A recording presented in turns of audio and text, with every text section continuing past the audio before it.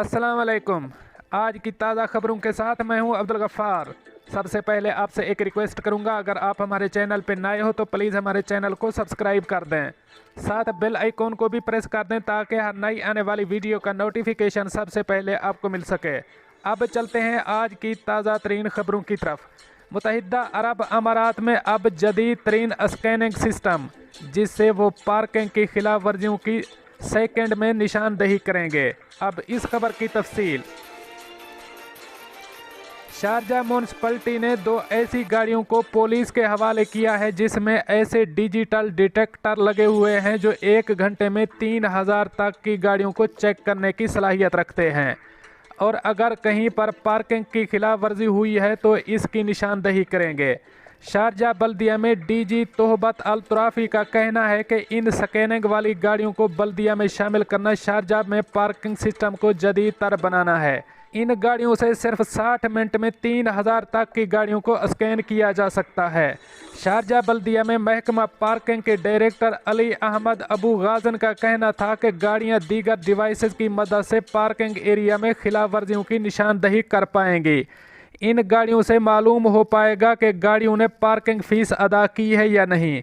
जिन गाड़ियों ने फ़ीस अदा नहीं की उन्हें 10 मिनट तक का वक्त दिया जाएगा। अब चलते हैं हमारी अगली खबर की तरफ। अजमान 11वीं जमात का तालिब इल्म मछलियां पकड़ने के तफरीही दौरे के दौरान हलाक। अब इस खबर की तफसील। अजमान में 11 साला तालिब इल्म उस वक्त हलाक हो गया जब वो जुमे के रोज़ अपने घर वालों के साथ सैर व तफरीह के दौरान मछलियां पकड़ने गए। वाक़या गुज़श्ता जुमे पेश आया। तालिब इल्म की हलाकत की वजूहात के बारे में बताया जाता है कि मछलियां पकड़ने के दौरान तालिब इल्म बहुत ज़्यादा थक गया, जिसके बाद उसके वालिदैन ने एम्बुलेंस बुलाई, लेकिन वो जाँबर ना हो सका। अल-शोला प्राइवेट स्कूल अजमान ने अपने होनहार तालिब इल्म मोहम्मद जमाल हमो की हलाकत पर दुख और अफसोस का इजहार किया है। स्कूल की प्रिंसिपल माहा इब्राहिम का कहना था कि तालिब इल्म की हलाकत की खबर सुनकर स्कूल में उदासी फैल गई। इसके असातिज़ा और साथी तालिब इल्म इसकी वफ़ात का सुनकर बहुत दुखी हुए। प्रिंसिपल ने मोहम्मद जमाल की शख्सियत के बारे में मज़ीद बात करते हुए बताया कि वो एक एक्टिव और मिलनसार तालिब इल्म था। 3 बहनों का अकलौता भाई था। इसे मछलियां पकड़ने डाइविंग बहुत पसंद थी।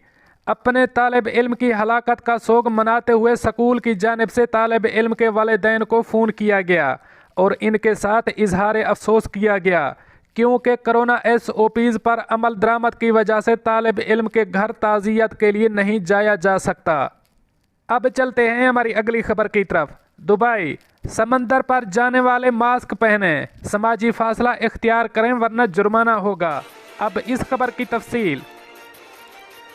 दुबई पुलिस ने खबरदार किया है कि समंदर के किनारे तफरीह के लिए जाने वाले कोरोना वायरस से बचाव की गर्ज से चेहरे पर मास्क पहन कर रखें, समाजी फासला इख्तियार करें और दूसरी पाबंदियों की पासदारी करें वरना उन्हें जुर्माना अदा करना होगा।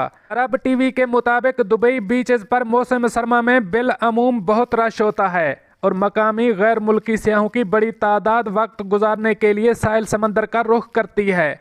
दुबई में कोरोना वायरस को फैलने से रोकने के लिए चेहरे पर मास्क पहनना लाजमी करार दिया गया है, लेकिन इस पाबंदी के बावजूद बीचेस पर लोग चेहरे पर मास्क के बगैर देखे गए हैं। इसके पेश नज़र ही दुबई पुलिस ने इंतबाह जारी किया है।